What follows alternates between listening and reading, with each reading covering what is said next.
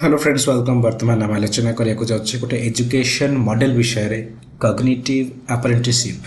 Cognitive apprenticeship कौन ए विषय में आलोचना करवा आम भिडटी हेल्पफुल हम स्पेशली जो थे भी सीडीपी रू क्वेश्चन आईवीएस एग्जाम हो जेटी बा असिस्टेंट टीचर हो एसएसबी आरएसटी ओटीटी ओएसटीटी सीटीबीडी एंट्रांस जो थे भी आमर सीडीपी रिलेटेड क्वेश्चन आसपाई भिडटी हेल्पफुल हम भिडटी स्टार्ट करवा कि पूर्व जदि आपने चैनल को सब्सक्राइब करना है तो please subscribe to this channel like this video comment करके हमको फीडबैक भी दे पारिबे।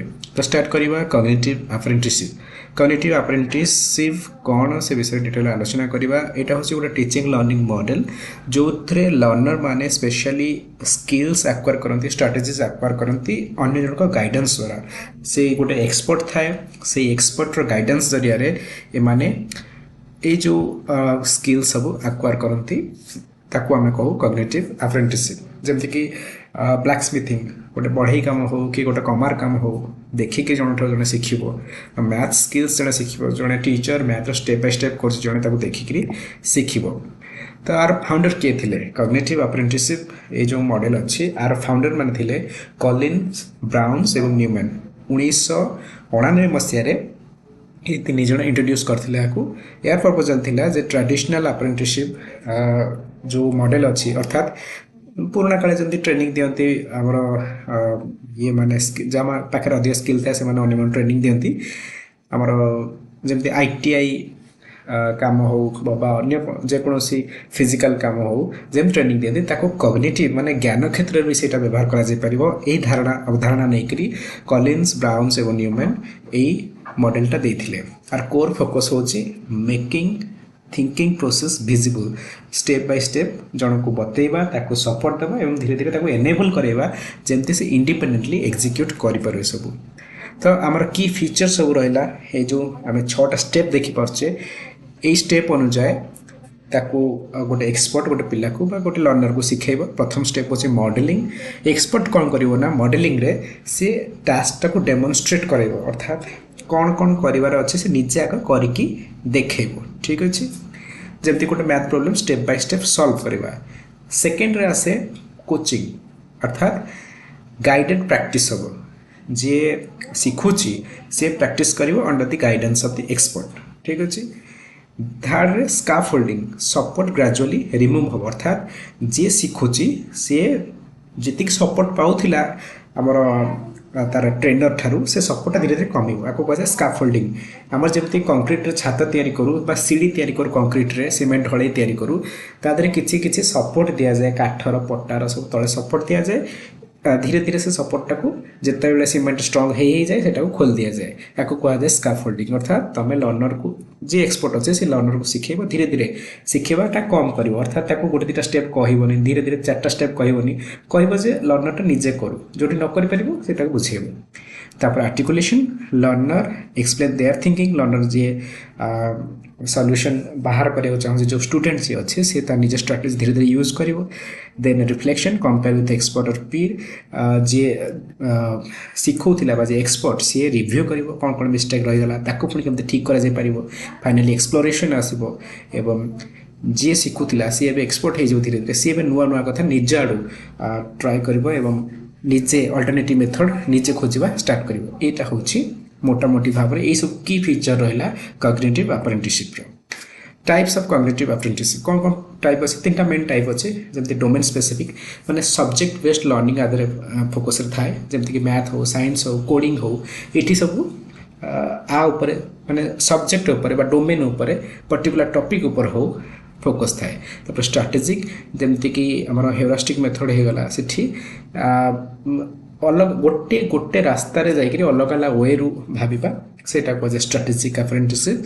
तापर मेटा कॉग्निटिव भितर आसला आमर प्लान करवा मॉनिटर करवा एवलुएट जब सेल्फ रिफ्लेक्शन मुझे यहाँ करी आग स्टेप कौन हम तो यही एमती 3टा टाइप अच्छी कॉग्निटिव अप्रेंटिसशिप आर एडवांटेजेस विषय आलोचना करवा। कॉग्निटिव अप्रेंटिसशिप रे गुड़े एडवांटेजेस अच्छे जमती कि अंडरस्टैंडिंग बढ़े अंडरस्टैंडिंग गभीरता बढ़े स्किल डेवलपमेंट हुए।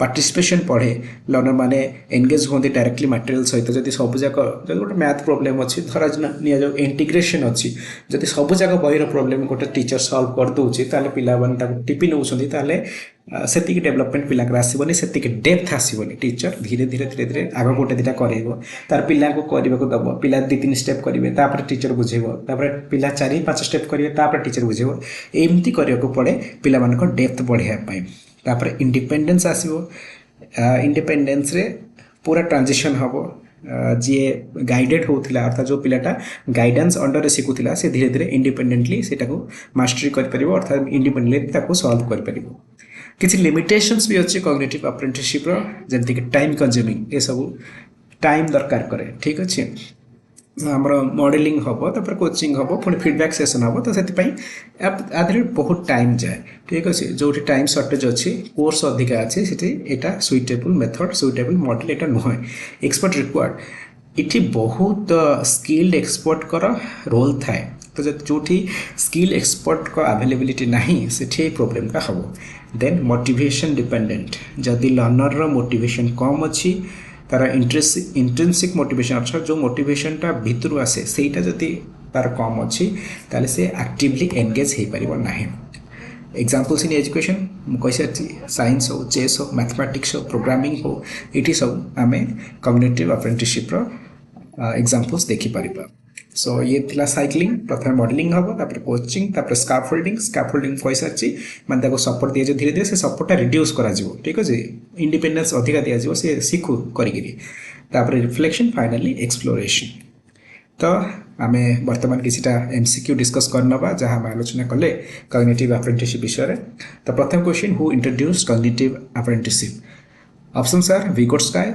Piaget Collins, Brown, Newman. Correct answer is option number C, that is Collins, Brown, Newman. ये 3 जन जीतले 1989 रे.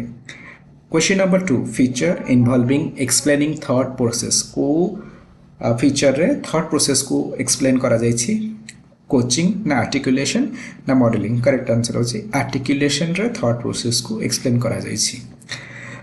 Number 3, cognitive apprenticeship mainly focuses on. Cognitive apprenticeship कहाँ पर फोकस करे? फिजिकल स्किल ऊपर फोकस करे ना मेंटल स्किल ऊपर फोकस करे ना रोट मेमोरी ऊपर फोकस करे. करेक्ट आंसर होची option number B, mental skill ऊपर एटा बेसी फोकस करे. ठीक अछि. फिजिकल स्किल ऊपर फोकस करे ट्रेडिशनल अप्रेंटिसशिप ताको देखिक ही कॉलिन ब्राउन और न्यूमैन से भाविले जदि ट्रेडिशनली जब लुहा को उपाय पिटिबा नट केमी टाइट करे ये जदि ट्रेडिशनली शिखा जाई पाछे सेमते ज्ञान जोटा कि आमर ब्रेन रो काम सेटा को भी सही टाइप रे हम अप्रेंटिसशिप करै परिबा ता देखो एटा सृष्टि होईछि. Number 4, which is not a type of cognitive apprenticeship, domain specific ना strategic ना metacognitive ना emotional. Correct answer होची emotional. ये तीनटा विषय में आलोचना करछे. तीनटा टाइप, metacognitive गोटे टाइप, strategic गोटे टाइप, domain specific भी गोटे type. Finally, number 5, scaffolding means scaffolding independent work को बुझाऊँगी ना सपोर्ट ग्रेजुअली रिमूव्ड. मो सीमेंट सीढ़ी उदाहरण दूसरी धीरे धीरे आम से जो सपोर्टा को धीरे धीरे जिते ये स्ट्रंग ही आसे आम से सपोर्टा धीरे धीरे हटई चलो पछाड़ू या कहुए स्काफोल्डिंग माने सपोर्ट ग्रेजुअली रिमूव्ड. यहाँ तार हितर ही कराए तार भल कराए यहाँ स्काफोल्डिंग. सो कनक्लूजन रे आम कहीपर जे आमर जो गैप अच्छी लर्नर का थियोरी भितर लर्नर का रियल वर्ल्ड टास्क भितर से जो गैपटा अच्छे कॉग्निटिव अप्रेंटिसशिप से गैपटा को फुलफिल करने से ब्रिजटा को फुलफिल करने से ब्रिजटा को जोड़ापी साहाय्य करे बाय मेकिंग थिंकिंग विजिबल. यहाँ क्रिटिकल थिंकिंग को प्रमोट कराए, इंडिपेंडेंट प्रॉब्लम सॉल्विंग स्ट्रैटेजी को भी प्रमोट कराए. सो ये थिला कॉग्निटिव अप्रेंटिसशिप ऊपर आमर वीडियो. आशा कर वीडियो आपण हेल्पफुल थे.